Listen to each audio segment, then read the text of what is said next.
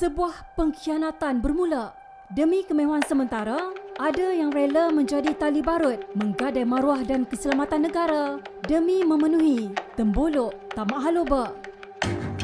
Setiap pintu masuk negara merupakan titik penting kepada kawalan keselamatan tanah air berdaulat seperti Malaysia. Ia lambang kedaulatan dan keharmonian, sebuah legasi peninggalan nenek moyang yang wajib dipertahankan daripada pencerobohan juga sebarang anasir yang boleh membawa kepada kerosakan. Sama ada di daratan, lautan maupun laluan udara negara, pintu masuk menjadi garisan utama di mana undang-undang sesebuah negara dikuatkuasakan. Kawalan pintu masuk bukan hanya terkait dengan isu keselamatan, namun ia menyumbang kepada kesan berantai keseluruhan ekosistem termasuk ekonomi, sosial dan lingkungannya. Sekali pandang, ini senario biasa yang kita saksikan di pintu masuk udara negara.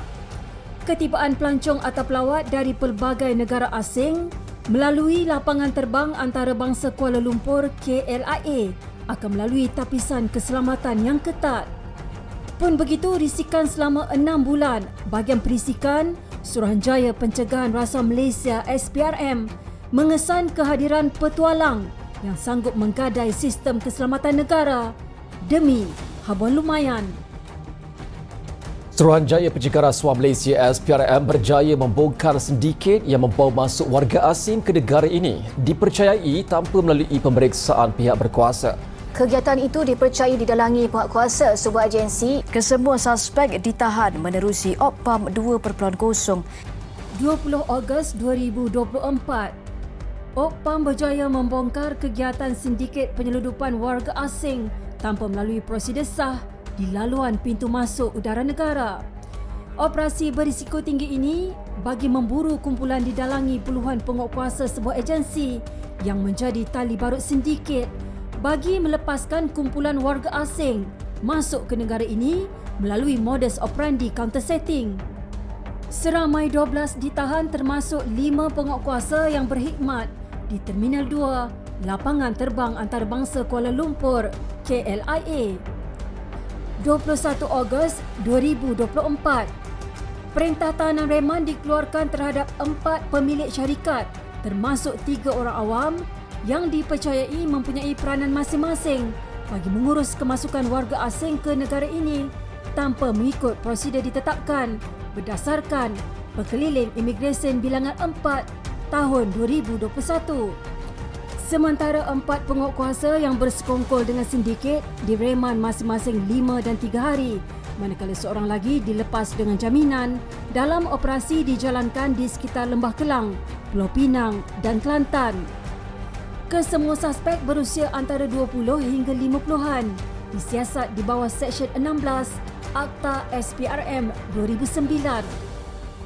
12 September 2024, negara gempar dengan penahanan 37 pegawai agensi penguatkuasa bertugas di pintu masuk udara negara menerusi OPPAM 2.0. Seramai 27 lelaki dan 10 wanita yang disyaki menjadi tali barut sindiket menyeluduk warga asing yang tiba menerusi KLIA 1 dan KLIA 2 ditahan secara berasingan di 6 negeri. Tangkapan terbaru ini hasil daripada operasi OPPAM 2.0 terhadap penguatkuasa KLIA yang menggunakan modus operandi counter setting atau laluan kaunter khas bagi memudahkan warga asing memasuki Malaysia dengan menyamar sebagai pelancong. Untuk makluman semua, SPRM telah menjalankan 3 operasi yang sebenarnya ada kait-mengait antara satu sama lain. Saya bacakan dulu. Pertama dinamakan OPSPAM yang dijalankan bermula pada 20 Ogos 2024. Yang kedua Offsetting pada 29 Ogos 2024 dan kemudian OPSPAM 2.0 pada 12 September 2024. Walaupun nama operasi ini dua yang berlainan, OPPAM dan juga Offsetting, tapi sebenarnya ia adalah ada kait-mengait antara satu sama lain. Yang sebenarnya yang saya boleh rumuskan adalah dinamakan counter setting. Ketiga-tiga operasi dijalankan berjaya menahan keseluruhan 63 orang, termasuk 51 penguatkuasa, 50 daripadanya berkhidmat di Jabatan Imigresen Malaysia, manakala seorang daripada polis diraja Malaysia. Turut ditahan 10 ejen dalam kalangan orang awam menerusi operasi dijalankan di sekitar Lembah Kelang dan Pulau Pinang. Sebanyak 37 kertas siasatan dibuka sehingga September 2024. Sepanjang operasi dijalankan, SPRM turut menyita wang tunai berjumlah hampir 1.5 juta ringgit yang dijumpai di kediaman pegawai imigresen berpangkat rendah. Sebanyak RM518,250 kita pernah jumpai daripada seorang pegawai imigresen kanan grade KP22, seorang wanita di negeri Pahang. Dia dah bertugas di Pahang. Wang itu diletakkan di dalam bagasi di bilik tidurnya. Dan yang kedua, 248,443 daripada seorang pegawai imigresen KP19 yang bertugas sekarang ni di Melaka, dan wang dijumpai di bawah katil bilik tidur utama. Bukan hanya hidup di atas timbunan wang, gaya hidup mewah penjawat awam grade KP22 dan KP19 ini juga menimbulkan pelbagai tanda tanya. Antara lain disita dalam operasi ini adalah 22 unit kenderaan, 75 utas barangan kemas, beg tangan pelbagai jenama, jam tangan, termasuk kepingan dinar emas 575.75 gram dianggarkan bernilai RM200,000. Sebanyak 215 akaun bank milik 16 syarikat dan 84 individu dibekukan dengan nilai keseluruhan RM3.6 juta. Sebagai hak pengangkutan udara negara, lapangan terbang antarabangsa Kuala Lumpur KLIA menjadi nadi penting pintu masuk ke Malaysia. Ironinya, di sebalik kesibukan lokasi tumpuan ini, tersembunyi kisah sisi gelap didalangi penguatkuasa negara kita sendiri. Dari jauh, gerak-geri petualang ini sedang diperhatikan pasukan perisik SPRM. Cabaran pertama ialah tentang kerahsiaan maklumat. Bukan senang kita nak mengumpulkan satu maklumat dalaman untuk kita jalankan tindakan susulan. Tugas pegawai saya bagi perisikan terutama sekali ialah untuk mengesahkan benar ke benda yang berlaku. Sebab tu kita perlu buat sampling. Itu ada cabarannya juga sebab kita nak kena pasti yang mana satu parti, yang mana satu yang ada permit, yang mana satu yang datang atas pas pelancong. Kerana kita tidak boleh interview mereka. Benda ni akan mendedahkan kepada kebocoran maklumat. Yang kedua, cabaran ialah dari segi kita untuk membuat pengesanan untuk membuktikan kes ni. Sebab kerana dalam kes rasuah, yang paling penting ialah walaupun kita berjumpa wang banyaknya dan sebagainya, tapi kita kena tahu puncanya. Siapa yang meminta, siapa memberi, untuk apa. Menyusup masuk ke kawasan ini memerlukan pegawai-pegawai terlatih dan berkemahiran tinggi agar pergerakan tidak dihidu sindikit dan tali barut yang bertugas di pintu masuk negara. Berkongsi lanjut, Pengarah Bahagian Perisikan SPRM Datuk Zainul Darus berkata, mengesahkan bahawa wujudnya jaringan di antara warga asing, ejen dan penguatkuasa khianat merupakan fokus utama pasukannya sepanjang melakukan tugas-tugas risikan dan intipan. Jika silap percaturan, kebocoran maklumat boleh berlaku dan operasi dirancang akan menemui kegagalan. So selepas kita mengesahkan wujudnya rangkaian sindiket ini antara ejen, pegawai imigresen dan juga parti, jadi barulah kita mulakan dengan operasi yang dikenali sebagai OPAM. Berlegar-legar secara berkumpulan atau berhimpun di laluan kaunter khas atau kaunter setting menyebabkan kehadiran kumpulan warga asing ini mudah dihidu pasukan perisikan SPRM. Kemudian mengambil masa yang agak lama. Kemudiannya barulah mereka pergi ke satu kaunter khas. Kaunter khas ni maksud saya, semuanya yang ada pack-packs ni akan terus ke satu kaunter saja. Tanpa melalui, kalau biasanya kita dekat terminal, kita akan pergi yang mana kaunter yang kosong.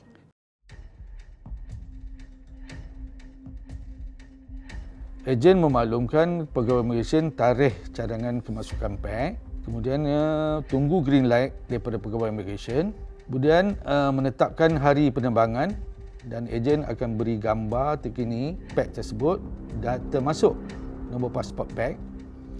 Kemudian pegawai immigration memaklumkan nombor kaunter kepada ejen. PAX akan melalui kaunter pegawai immigration yang telah disetting. Kemudiannya wakil ejen tunggu dan kumpulkan PAX di balai ketibaan, ambil gambar PAX dan kemudiannya wakil ejen menguruskan transport PAX mengikut lokasi tujuan masing-masing.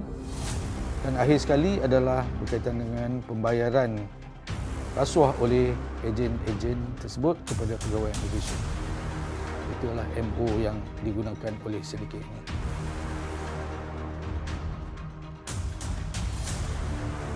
Schoolboy, junta, kapet, kicap, limau mahupun salak adalah antara kod panggilan yang digunakan dalam komunikasi sindiket counter setting bagi mengaburi mata pihak berkuasa. Hasil risikan dijalankan mendapati rasuah atau bayaran kepada penguatkuasa yang menjadi tali barut sindiket berbeza mengikut kewarganegaraan. Sebagai contoh, bayaran tertinggi RM2,500 dibayar kepada penguatkuasa imigresen bagi melepaskan seorang warga negara Bangladesh masuk ke negara ini tanpa melalui prosedur tapisan keselamatan yang sepatutnya. Kod sulit lembu turut digunakan dalam komunikasi mereka bagi merujuk kepada pembayaran wang rasuah daripada sindiket kepada tali barut, manakala durian merujuk kepada upah diberikan kepada penguatkuasa di KLIA 1 dan KLIA 2 yang akan bertindak melepaskan kumpulan penceroboh ini. Ketika negara sedang bergelut dengan lambakan warga asing dan terpaksa menanggung limpahan implikasi negatif yang menjadi kebimbangan serius, tindakan penguatkuasa yang belot kepada negara ini merupakan kesalahan yang tidak boleh dimaafkan. Saya boleh mengatakan mereka telah menggadai negara ini. Dan sekarang masalah timbul di mana menimbulkan masalah ekonomi, masalah sosial, mungkin masalah keselamatan. Kita tak tahu siapa mereka yang datang ni. Dan perkara ini berlaku adalah akibat daripada pembayaran rasuah. Tak ada lain daripada itu. Menurut Ketua Pesuruhjaya SPRM Tan Sri Azam Baki, sistem terbaik sekalipun tidak akan mampu mengawal individu yang tiada jati diri dan tunduk kepada hawa nafsu sendiri. Ia berlaku pertamanya kerana masalah human factor. Ini masalah manusia itu sendiri. Akibat daripada peluang yang wujud dan juga ketamakan yang ada. Mereka ni semua adalah frontliners. Duduk di depan checkpoint negara. Kalau di situ pun sudah tembus, apalagi dalam negara. Petanda ni satu petanda yang amat serius dan amat menakutkan saya. Kalau sekiranya ini satu sampel yang berlaku di peringkat checkpoint yang terbuka, apalagi peringkat checkpoint yang tertutup atau jauh daripada sini. Seorang pegawai kanan imigresen berpengaruh yang menjadi dalang utama sindiket membawa masuk warga asing menggunakan modus operandi laluan kaunter khas berjaya ditahan. Bersekongkol dengan sindiket dan mengawal kira-kira 50 pegawai penguatkuasa imigresen supaya mengikut telunjuknya demi meraih keuntungan bersama. Itu yang dilakukan dalang utama kes ini. Dia yang merupakan pegawai kanan imigresen pada awalnya melarikan diri apabila siasatan kes ini dimulakan, namun ditahan SPRM Negeri Sembilan pada 5 September 2024. Suspek didakwa menerima rasuah di kaunter imigresen KLIA daripada ejen-ejen sindiket sebagai balasan membenarkan kemasukan warga asing yang tidak memenuhi syarat masuk ke negara ini. Kebanyakan daripada yang terlibat itu, ketuanya adalah beliau lah. Pada keterangan yang kita kumpul mengatakan perkara ini dilakukan sesama mereka sahaja. Kes disiasat mengikut Seksyen 17(A) Akta Suruhanjaya Pencegahan Rasuah Malaysia SPRM 2009 kerana terlibat dalam memberi, menawarkan atau menjanjikan suapan kepada individu lain dengan niat untuk mempengaruhi keputusan atau tindakan dalam kapasiti rasmi. Sistem bolos dari dalam, sebuah kisah pengkhianatan yang bukan hanya mencala maruah namun boleh menggadai negara. Eksklusif kepada Sinar Harian, Tan Sri Azam Baki mendedahkan Perbincangan peringkat tertinggi telah berlangsung sejak awal dalam usaha melakukan pembersihan di Jabatan Imigresen Malaysia. Sebelum tu saya tak boleh maklumkan. Ini high level discussion yang mana beliau memang memandang serius dalam untuk membenteras isu-isu integriti, salah guna kuasa, rasuah dalam Jabatan Imigresen. Saya boleh nampak kesukaran beliau dalam mentadbir imigresen ni kerana isu-isu ini masih lagi berlaku dan masih berulang. Dan perbincangan kami dan beliau sebagai seorang ketua pengarah yang terbuka dalam untuk membersihkan Jabatan Imigresen ini satu contoh yang amat baik. Menurut Azam, untuk operasi yang melibatkan penahanan begitu ramai pegawai daripada sesebuah jabatan adalah sukar dilakukan tanpa mendapat maklumat dalaman terlebih dahulu sebelum pengesanan dan pengesahan kes dilakukan. Sehubungan itu, beliau amat menyanjung tinggi komitmen dan iltizam bekas Ketua Pengarah Jabatan Imigresen Malaysia, Datuk Roslin Jussoh, untuk membanteras rasuah dan salah guna kuasa dalam kalangan pegawai dan anggotanya. Yang penting di sini bukan saja melibatkan jabatan berkenaan. Yang penting inilah imej negara kita. Sebab imej negara kita ni terletak kepada frontliners. Saya dapat rasakan selepas lawatan Ketua Pengarah baru Datuk Zakaria Syakban kepada pekerja-pekerjanya, dia boleh memberi satu nafas baru. Bagaimana perkara ini boleh dibetulkan? Di seluruh dunia, rasuah terus menjadi penghalang kepada kemajuan dan usaha menentangnya terus diperkasa dari semasa ke semasa. Menurut Azam, beliau percaya sudah sampai masanya teknologi bukan lagi pilihan, sebaliknya suatu keperluan dalam sektor-sektor penting termasuk perkhidmatan. Dalam konteks rasuah, sistem online katanya dapat mengurangkan ruang dan peluang di antara pemberi dan penerima. Less touch, less corruption. Jadi tidak ada interaksi badan ataupun suara dan sebagainya. Komunikasi tidak ada, terus saja melalui sistem. Ruang tu wujud di situ bila banyak sangat peluang untuk berdiskusi. Saya tak nak bagi contoh mana-mana lah, tapi itu yang kita semua sering lihat.